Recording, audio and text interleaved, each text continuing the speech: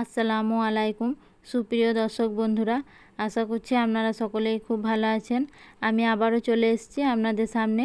তো আজ আমি তৈরি করব খাঁটি গাওয়া ঘি, আর এটা খুব সহজেই আপনারা বাড়িতে তৈরি করতে পারবেন। আর তার জন্য আমি এখানে দুধের সর নিয়ে নিয়েছি।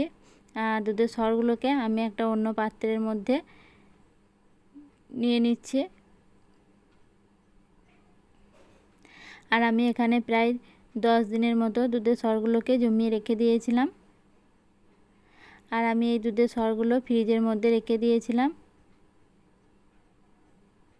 কারণ ঠান্ডা থাকলে ভালোভাবে মাখনটা উঠে আসে তাই। এরপর আমি একটা ডাল ঘাটনার সাহায্যে ভালো করে দুধের সরগুলোকে মুথে নেব। আর আমি এখানে প্রায় 10 থেকে 15 মিনিট ভালো করে দুধের সরগুলোকে মুথে নেব।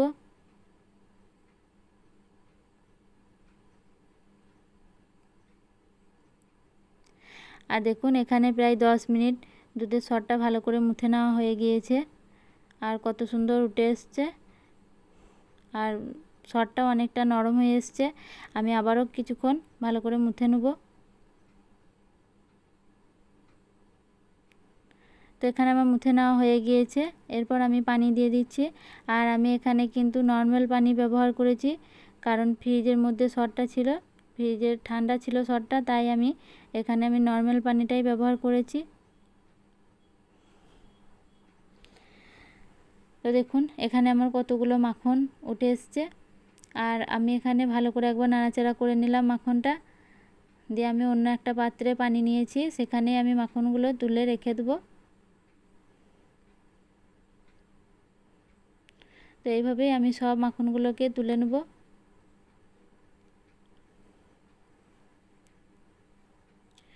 তো এখানে মাখনগুলো তুলে নেওয়া হয়ে গিয়েছে। এরপর আমি আবারও এই পানি থেকে অন্য একটা পাত্রের মধ্যে মাখনগুলো তুলে নেব।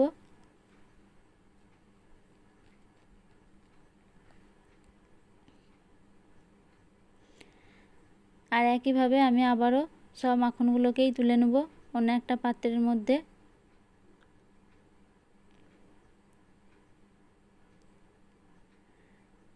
এরপর আমি গ্যাস ওভেনের মধ্যে একটা হাঁড়ি দিয়েছি, আর তার মধ্যে আমি মাখনটা দিয়ে দিচ্ছি। আর এখানে অনেকটা পরিমাণের মাখন উঠে এসছে। এরপর আমি গ্যাসের আগুনটা কিন্তু হাই ফ্লেমে দিয়ে দিয়েছি, দিয়ে কিছুক্ষণ আমি ভালো করে ফুটিয়ে নেব।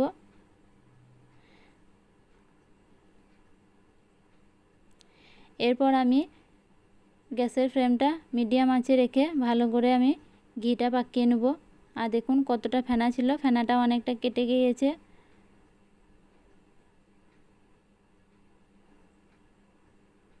তো দেখুন ঘিটা কত সুন্দর তৈরি করা হয়ে গিয়েছে।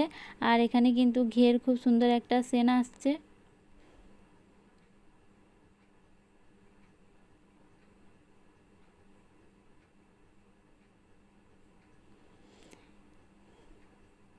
এরপর আমি ঘিটা কিছুক্ষণ ঠান্ডা হওয়ার জন্য রেখে দেবো। তো ঘিটা ঠান্ডা হয়ে গিয়েছে। আর আমি এখানে একটা ছাঁকনি নিয়েছি আর একটা বয়ম নিয়েছি কাঁচের। আর আমি ঘিগুলো ছাঁকনির সাহায্যে বয়মের মধ্যে ছেঁকে দিয়ে দেবো।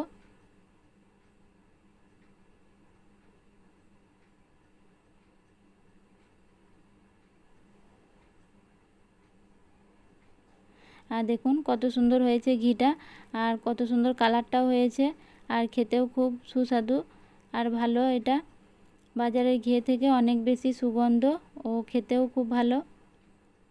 আর দেখুন কত সুন্দর দানা দানা হয়েছে। তো যদি আপনাদের ভালো লেগে থাকে তাহলে চ্যানেলটি সাবস্ক্রাইব করবেন, আর পাশে থাকা বেল আইকনটা প্রেস করবেন সবার আগে ভিডিও পেতে। ভালো থাকবেন, সুস্থ থাকবেন। দেখা হচ্ছে পরের ভিডিওয়। আল্লাহ হাফেজ।